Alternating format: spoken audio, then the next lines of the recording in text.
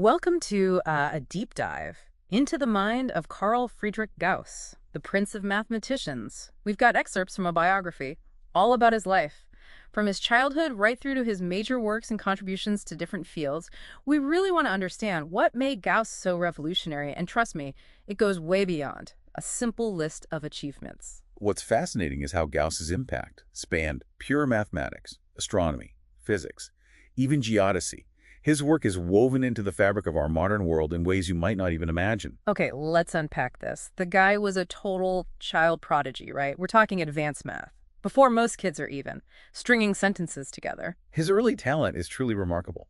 There's that famous story about him instantly summing the numbers, from 1 to 100 at each 7. It shows his intuitive grasp of patterns and formulas, in this case the sum of an arithmetic progression.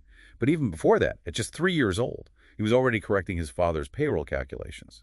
Wow, it's almost like he was born speaking the language of math. But here's the thing. Even as a boy, Gauss wasn't just about finding the answer. He was obsessed with proving why things worked the way they did, with absolute rigor. That dedication to proof is a constant throughout his entire career. It's what allowed him to elevate number theory from interesting observations to a structured discipline. Think of what Euclid did for geometry. That's what Gauss achieved for number theory. And that leads us to his masterpiece, the one that truly put him on the map. Disquisitiones Arithmeticae, published at the age of 24. This book is monumental. It systematically explores concepts that revolutionized number theory. We're talking modular arithmetic, congruences, quadratic forms. Gauss laid out tools and techniques that are still used today. Now, some of those terms might sound a little intimidating, so let's break it down. For our listener, modular arithmetic, for example, think of it like a clock. Exactly, if it's 10 o'clock. And you add 5 hours. You don't get 15 o'clock, you get 3 o'clock. You're essentially wrapping around the clock face. Gauss formalized this idea with what we call congruences, showing how powerful it could be in solving problems within number theory. And here's where it gets really mind-blowing. That concept Gauss developed is now at the heart of how we keep information secure. Online, internet security relies heavily on encryption, and modular arithmetic is a cornerstone of modern cryptography. It's a great example of how theoretical work from centuries ago has become essential in our digital lives. Now, another concept explored in Disquisitiones Arithmeticae is quadratic forms.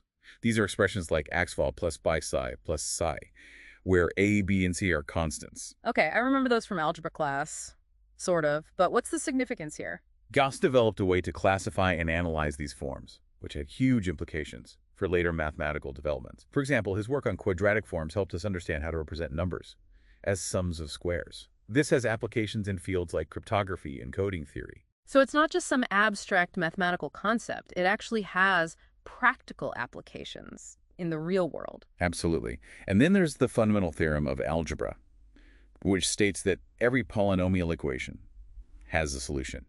That might involve what we call complex numbers. Gauss provided multiple proofs of this theorem, solidifying the importance of complex numbers in mathematics, something that many mathematicians at the time were skeptical about. So quick refresher for our listener. Complex numbers are those that involve the imaginary unit I, where I equals magnitude 1. They might seem strange, but they're incredibly powerful tools for solving certain types of equations. Exactly. Gauss's work helped establish complex numbers as a legitimate and powerful tool in the mathematical landscape. It's interesting, though, that this groundbreaking book didn't immediately get the recognition it deserved. The biography mentions that Gauss's writing style was a little, well, dense. He was known for being incredibly concise, almost cryptic in his explanations. He believed in presenting only the most elegant and polished results, often leaving out the steps that led him there. It's like he built this amazing mathematical cathedral, but took down all the scaffolding before anyone else could see how he did it. Perhaps.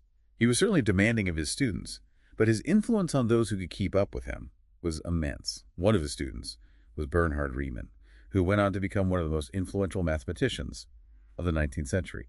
His work builds directly on the foundation laid by Gauss, particularly in number theory and the distribution of prime numbers. And speaking of applying math to real-world problems, this next story really highlights Gauss's range. He became a sort of celestial detective, using his skills to calculate the orbit of the newly discovered Ceres. Ceres was initially thought to be a planet. Astronomers had only observed it for a short period before it disappeared behind the sun. The challenge was to predict where it would reappear. which meant calculating its orbit. But the existing methods for calculating orbits required lots of observations, and they only had a few. For series, how could they possibly work it out? This is where Gauss's innovative method of least squares comes in. This method finds the best-fitting curve or function. That minimizes the difference between observed data points and predicted values. So instead of trying to perfectly match every single observation, which was impossible, with the limited data, Gauss figured out a way to get the most accurate overall prediction, even with some error. Precisely. And his prediction for series' reappearance, spot on. Now this is where it gets really fascinating. There was a dispute over who actually invented the method of least squares. Indeed. Adrien-Marie Legendre, another brilliant mathematician, also claimed to have developed the method, and he'd publish it before Gauss. This led to a long-standing rivalry between the two. So there's a bit of drama in the world of mathematics, too. It seems like Gauss had a habit of making these incredible discoveries and then keeping them under wraps for years. The method of least squares is a testament to his genius. Regardless, it's still widely used today, not just in astronomy, but in countless fields: statistics, engineering, finance. Anytime you see a trend line on a graph or use a computer model to make predictions, you're benefiting from Gauss's work. So we've seen how Gauss's impact extends far beyond pure mathematics. But let's get back to that theoretical realm for a moment. In the biography, they mentioned that Gauss was particularly fascinated by prime numbers. What's so special about them? Prime numbers, those divisible only by 1, and themselves, have captivated mathematicians for centuries. They're the building blocks of all whole numbers, yet their distribution seems completely random. Yeah, it's like they're sprinkled throughout the number line with absolutely no pattern. You'd think there'd be a formula to predict them, but it's just not that simple. Exactly.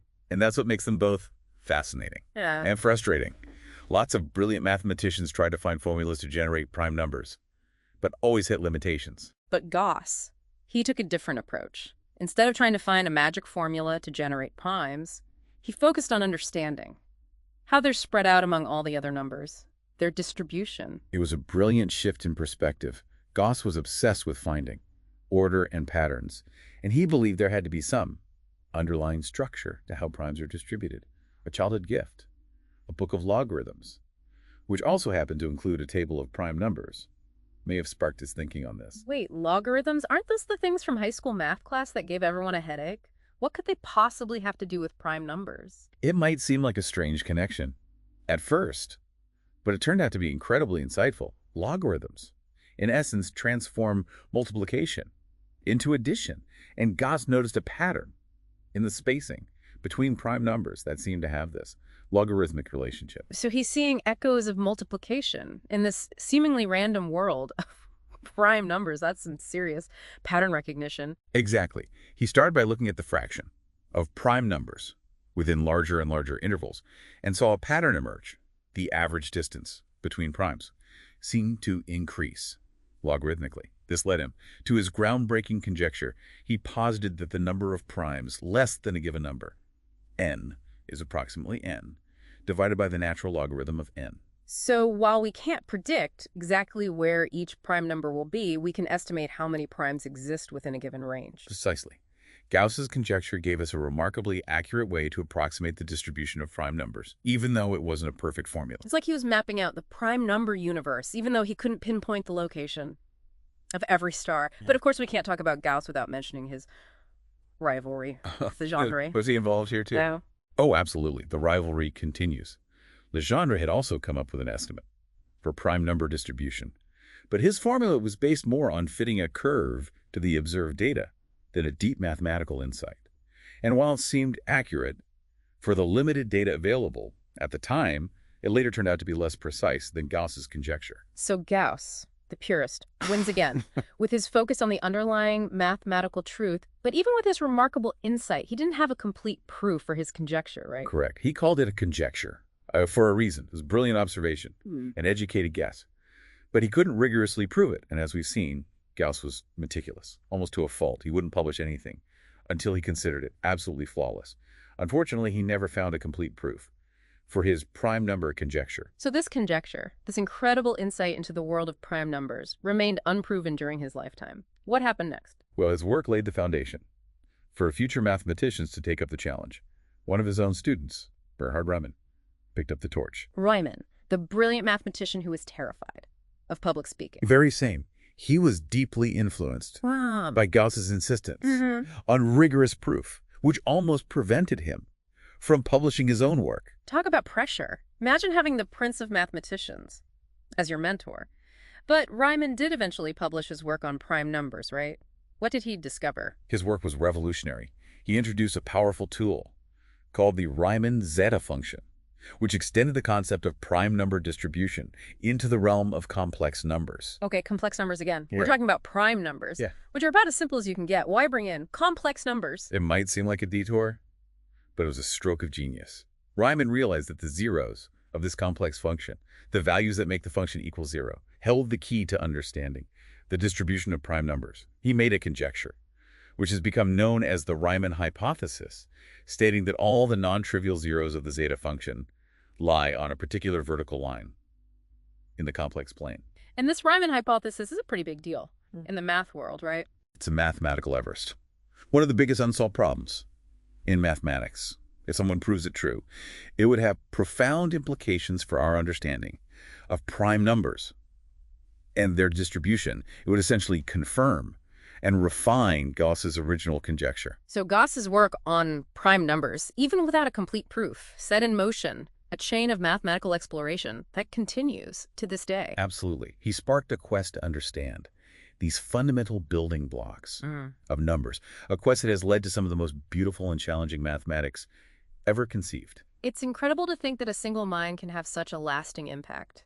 But as we know, Gauss wasn't done yet. He had so many more fields to explore. It really is mind-blowing to think about the scope of his work. We've talked about abstract concepts like prime numbers and complex numbers, but Gauss also made significant contributions to more practical fields. The biography mentions his work on geodesy, surveying the Kingdom of Hanover. That wasn't just a side project for him, was it? Not at all.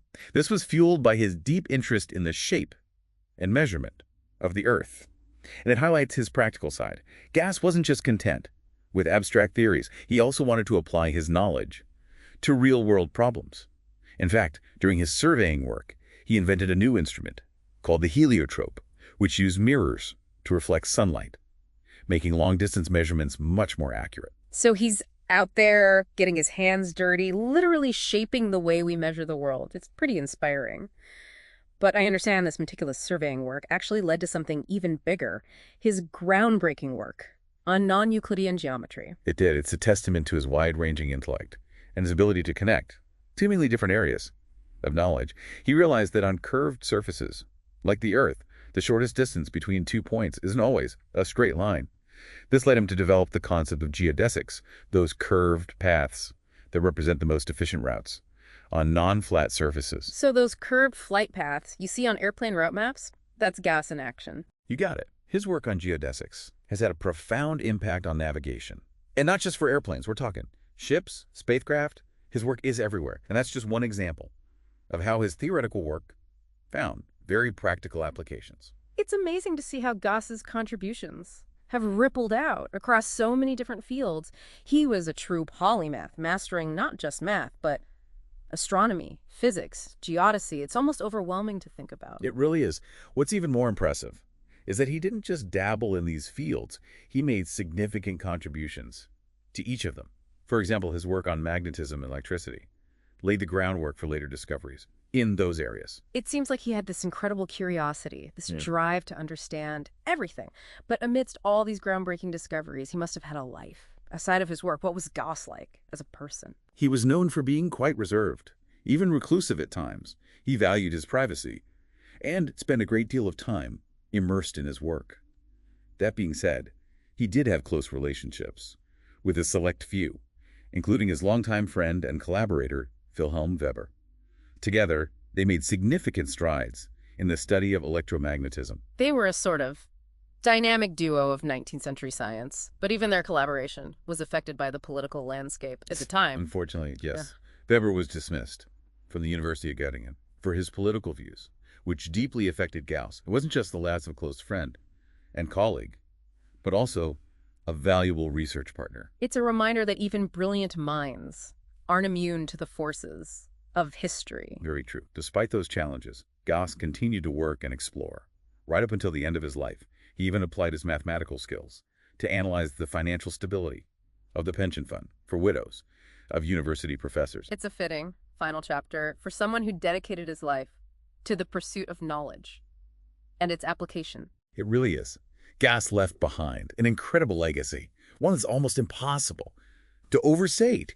His ideas have shaped the way we understand the world, from the tiniest particles to the vastness of space. He showed us the power of rigorous thinking, the beauty of mathematical proof, and the importance of finding order in what sometimes seems like chaos. So what can we, the non-mathematical folks, take away from the life and work of Carl Friedrich Gauss? I think it's a reminder that curiosity, dedication, and a willingness to challenge the way we think can lead to extraordinary discoveries.